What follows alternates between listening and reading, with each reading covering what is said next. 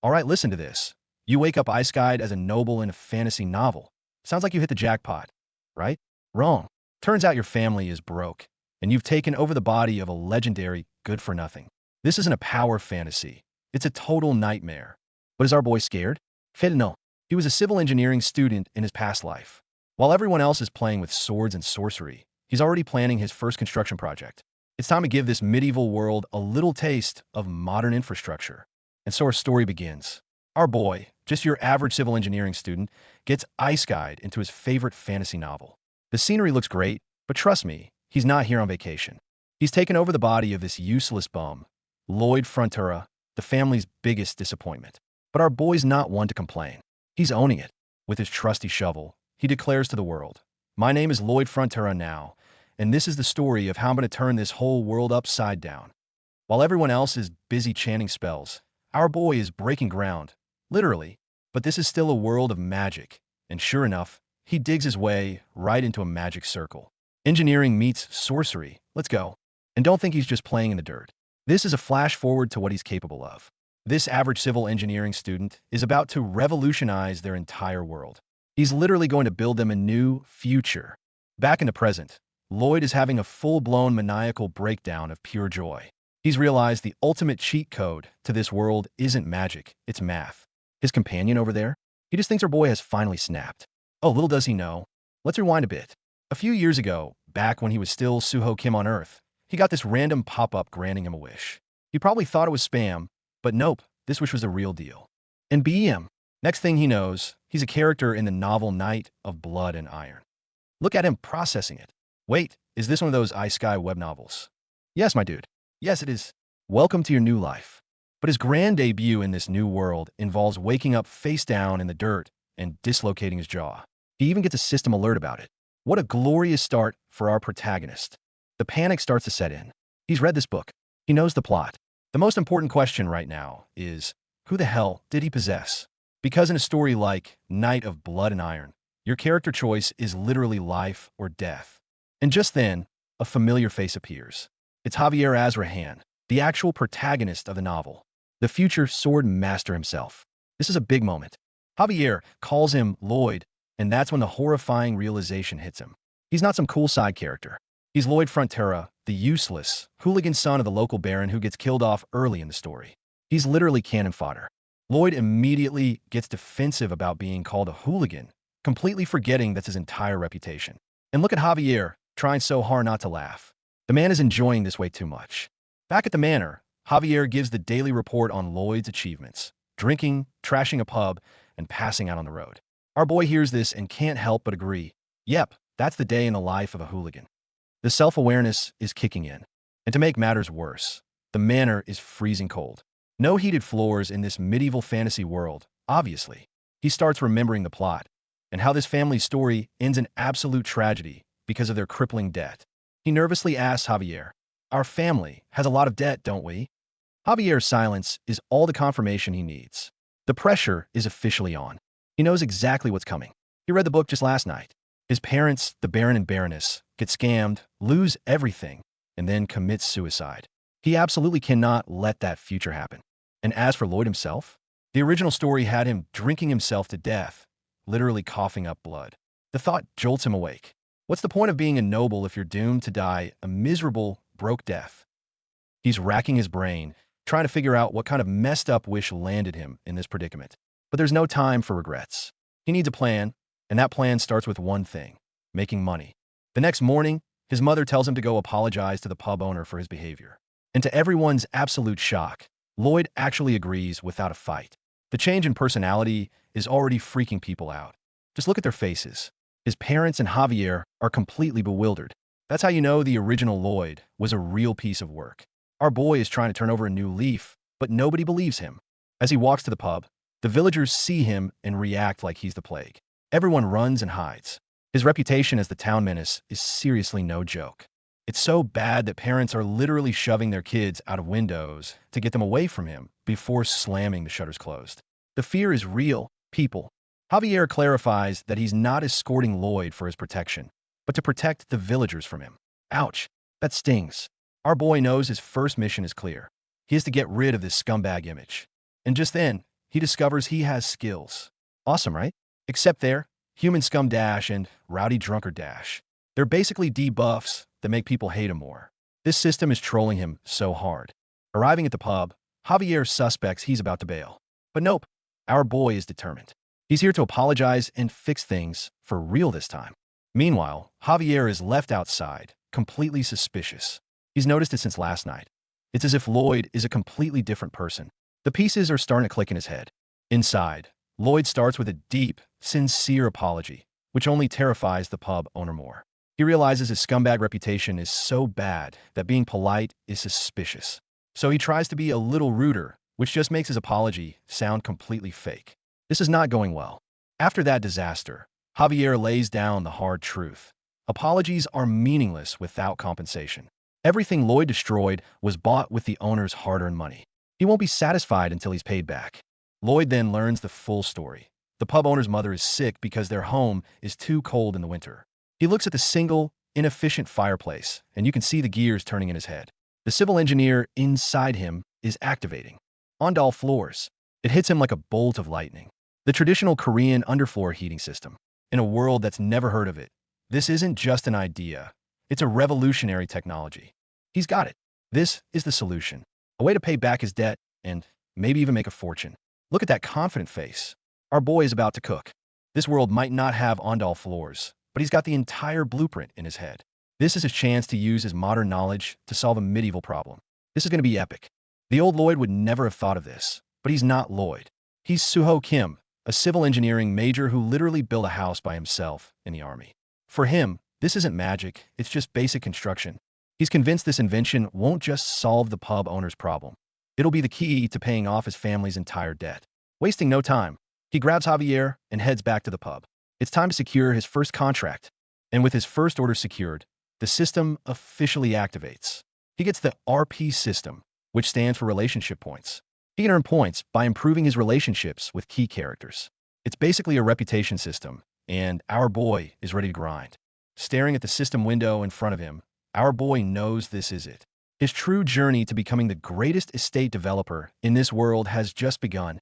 He checks the system and sees Javier's approval rating is a whopping -30.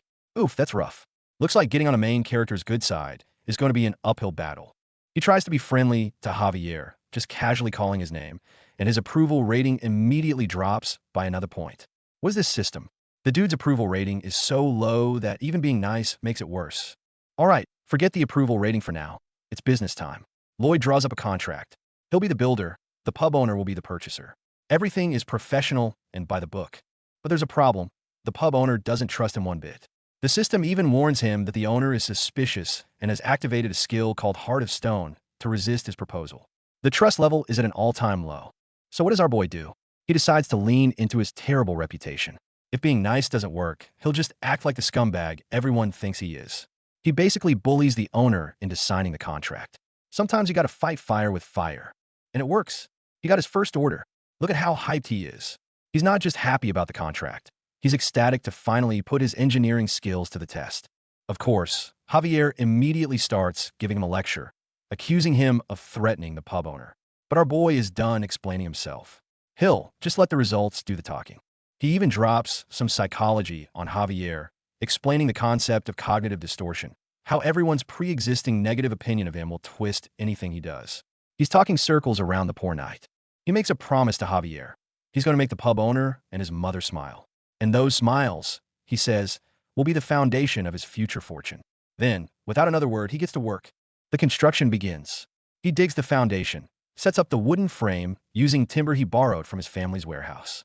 Look at the form, the technique. The construction genius is in his element. The only problem? This noble body is ridiculously weak. A little manual labor, and he's completely gassed. Meanwhile, Javier watches from the sidelines, his skepticism slowly turning into shock. He can't believe it, but this hooligan is actually building something.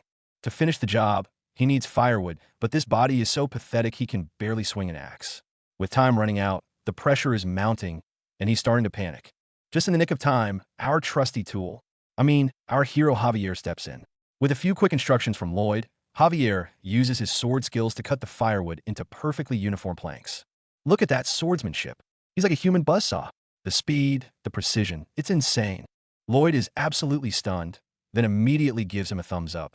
Who needs modern equipment when you've got a sword master on the payroll? This is peak efficiency. And instead of thanking him, what does Lloyd do? He immediately gives him more work. He tells Javier to help him with the digging. You can see the instant regret on Javier's face. He's thinking, this man truly is hopeless. Despite his complaining, Javier ends up helping anyway. He's too curious to see what this scumbag is actually trying to build. He just has to know. With Javier's superhuman strength, the digging goes way faster. But even a sword master isn't used to this kind of manual labor. It's not long before he's completely exhausted. But our boy, despite his weak body, is pushing through with pure grit and determination. He's fighting for his future, and he's not giving up. And finally, it's complete. Looking at the finished product, the result of his knowledge and hard work, Lloyd throws his arms up in triumph. Javier points to a weird symbol on the wall, and Lloyd proudly announces it's his brand logo. A logo. Javier just stares, thinking, is this whole thing just another one of his elaborate scams? The doubt is still strong with this one. Time for the moment of truth. He lights the fire in the outdoor furnace. The heat travels through the underfloor channels, and instantly, the room fills with warmth and steam. The pub owner and his mother are absolutely flabbergasted. How can this be? To the people of this world, this is basically magic. Our boy proudly declares, this is the power of the Ondal floor. Seeing their shocked faces is the ultimate reward. The pub owner thanks him profusely. His mother is smiling for the first time in ages. Javier watches all of this, and his entire perception of Lloyd is shattered. The way he talks, the way he acts. He works hard and keeps his promises now. This isn't the man he knew. He asks himself, did he really do all this just to make those two people smile? It goes against everything he knows about Lloyd Frontera. And yet it happened. Those two people are happy, and it's all because of him. And bing, the system notifications pop up. Javier's approval rating has skyrocketed by 50 points. He just earned 50 RP. That's a massive win. It turns out the secret to raising his reputation wasn't talk, it was action. But this isn't the end goal. Oh no, this was just the beginning. Our boy reveals this was just a model house to use for show. A few days later, word has spread, and the entire village is lined up, eager to see this magical new invention. Everyone who tries it is instantly sold. They all want their own homes remodeled. The orders start pouring in. Our boy's business is officially open. There's just one tiny snag. The villagers want the Ondal rooms, but nobody trusts the hooligan Lloyd enough to pay him up front. Just as he hits a wall, an unexpected figure arrives. His father, Baron Arcos Frontera. The arrival of Lloyd's father completely changes the atmosphere, and things are about to get intense. Back at the castle, father and son share a tense meal. It's clear the Baron has zero faith that his good-for-nothing son is up to anything productive. Lloyd tries to explain he was just building what the pub owner ordered, but his dad cuts him off, clearly worried about what kind of trouble he's stirring up this time. To keep his dad from interfering, Lloyd resorts to his old scumbag persona, acting rude and dismissive. He tells him not to worry and basically kicks him out. It's tough when you have to act like a jerk to protect your family. He knows his family is drowning in debt, and he's desperate to help. But he can't reveal his full plan yet, so for now, he has to carry this burden alone. This whole situation reminds him of his past life, of his own father struggling with money. He swears to himself that this time will be different. He won't let his family fall apart again. Speaking of debt, trouble has just walked through the door. Two loan sharks, Meatloaf and Shiloh, have arrived, and they look like they mean business. And yep, they're here to collect. The payment is 5 days overdue, and they're making it very clear that their patience has run out. They're threatening to take action if they don't get their money. But when Lloyd sees them, he's not scared. In fact, he smiles. This is perfect timing. These guys walked right into his trap. He quickly checks the system and discovers he can use his 36 RP to invest in himself, turning his past life knowledge into actual skills. Talk about a perfectly timed power-up. Soil mechanics, hydraulics, structural mechanics. All his civil engineering knowledge is being detected and converted into skills. Our boy is about to get a massive upgrade. He immediately spends his points to unlock basic surveying and basic design. With his 36 RP, he could just afford both. Knowledge is power, and he's cashing in. The basic surveying skill is insane. It basically gives him a 3D topographical map of the entire territory inside his head. He doesn't need a GPS surveyor. He can see it all with his own eyes. This is a total game changer. With these new skills, his work is going to be so much easier. But he's already thinking bigger. What if he could use his knowledge to summon heavy machinery? Like an excavator? Now that would be a cheat code. And speak of the devil, the system immediately hits him with an ad for a random summon game. Wait, what? Is this system reading his mind? Or is it just trying to sell him on some premium gacha game? He only has 1 RP left, so he can't try it now, but the idea is planted. If he could summon a dragon or some giant beast to act as heavy machinery, that could be even better than an excavator. To get more RP, he needs to improve his relationships with key characters. And right on cue, the loan sharks are back to causing trouble, giving him the perfect opportunity. The loan shark makes a disgusting suggestion: sell the Baroness and the other noble ladies to make money. That crosses a line. Our boy is furious, and so is his father. And that's his cue.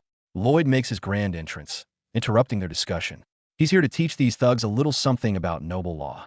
The loan sharks have never heard of such a law and laugh in his face. Fine.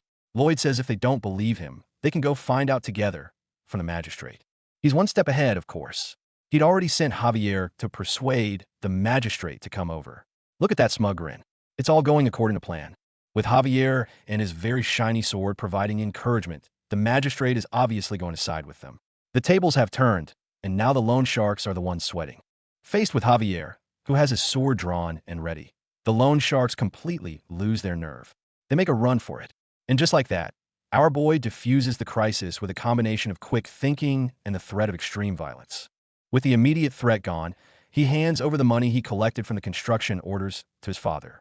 It's not a full solution, but it buys them time. His dad is shocked, still not understanding why he'd take money from their own people. Lloyd tries to explain that it's not extortion, it's business. He's providing a service. But his father, with his old-school noble mindset, just can't wrap his head around it. Later, Javier asks him how he knew about such an obscure law. Lloyd just brushes it off, saying he picked it up somewhere.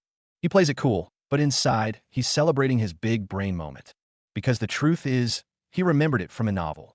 Later in the story, Javier uses that exact law to protect the graves of the Baron and Baroness. Our boy just used future knowledge to solve a present problem. He's playing 4D chess. And right on schedule, the system notification arrives. The Baron's approval rating went up, and he earned a sweet 60 RP, just as planned. Now he's got enough points to finally try that summon feature. Let's see what he gets.